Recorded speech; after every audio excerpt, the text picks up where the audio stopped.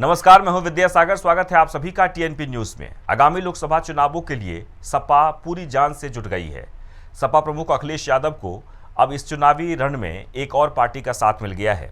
सपा की साइकिल को रफ्तार देने के लिए जेडीयू ने ऐलान कर दिया है, जिसकी जानकारी जेडीयू के राष्ट्रीय अध्यक्ष ललन सिंह ने दी है। वहीं सपा के इस गठबंधन से यह भी साफ हो चुका है कि पार्टी यूपी में कांग्रेस के साथ चुनाव नहीं लड़ेगी। देखिए खास रिपोर्ट।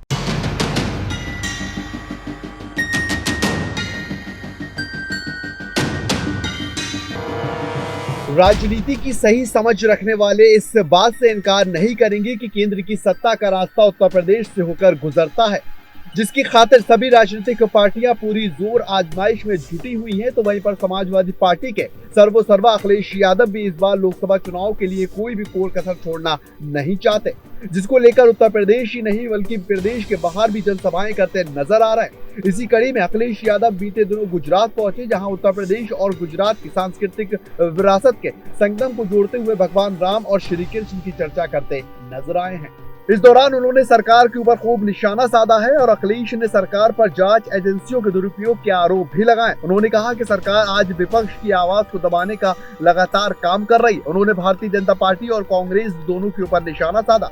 अखिलेश ने कहा कि भारतीय जनता पार्टी भी कांग्रेस के रास्ते पर चल रही है। पहले सीबीआई, ईडी, आयकर विभाग कांग्रेस के इशारे पर कार्य करती थी, लेकिन अब ये जांच एजेंसियां सरकार के इशारे पर यानी कि भाजपा के इशारे पर कार्य कर रही।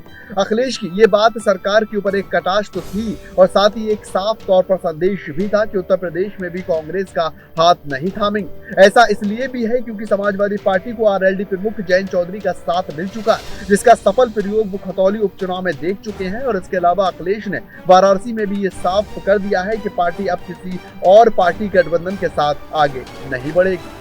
वही अब उनकी साइकिल को स्पीड देने के लिए बिहार की बड़ी पार्टी जेडीयू ने भी ऐलान कर दिया। जेडीयू के राष्ट्रीय अध्यक्ष ललन सिंह ने होली के अवसर पर आगामी लोकसभा चुनाव समाजवादी पार्टी के साथ लड़ने का ऐलान किया। ललन सिंह ने कहा कि आने वाले 2024 के लोकसभा चुनाव में जेडीयू का गठबंधन अखिलेश यादव की समाजवादी पार्टी के साथ होगा। जानकारों की माने तो इस गठबंधन का फायदा दोनों ही दलों को खूब मिलने वाला है, क्योंकि उत्तर प्रदेश के कई इलाके कुर्मी बहुल माने जाते हैं और बिहार के सीएम नीतीश कुमार भी इसी वर्ग से आते हैं, जिसके चलते उन्हें प्रदेश में अच्छा आधार मिल सकता है। तो वही दूसरी ओर सपा को भी नीतीश के आने का लाभ मिलेगा, जिसके चलते पिछड़े और दलित वोटर समाजवादी पार्टी के पाले में जाते दिखाई दे सकते हैं।